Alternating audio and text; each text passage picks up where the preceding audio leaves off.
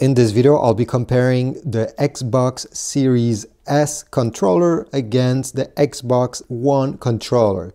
They look very similar, but there are some key differences that I would like to point out. One of the most obvious one is that on the Xbox Series S controller, you have a screenshot button right in the middle, while this one it's lacking. There's absolutely nothing. This could be useful in case you like to record your gameplay or just to take some snapshot from time to time. The Xbox Series S controller has some texture on the triggers. I know it's hard to see, especially since it's a white controller, but this is texturized. You can even hear it. And even on these handles, both of them, you can really feel that there's some texture going on. On the Xbox One controller, there is some texture here on the grip, but definitely the triggers do not have. It's very slick, and sometimes your finger could slip. This one definitely adds more grip by being texturized. Now, another obvious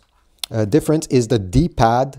On the Xbox One, it's just like a plus sign. Here, they have actually put some plastic between, and it makes a great difference if you want to pass, let's say, from down to left or to left to up. You just have to barely slide your finger and you're able to trigger both buttons.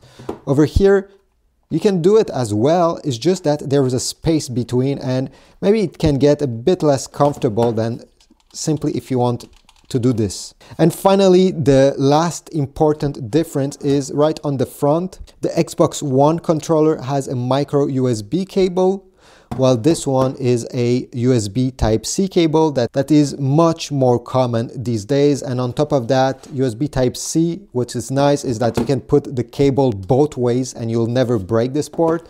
This one, you need to be careful to put it in the right direction since it only goes one way. So these were the differences between the Xbox Series S controller and the Xbox One controller.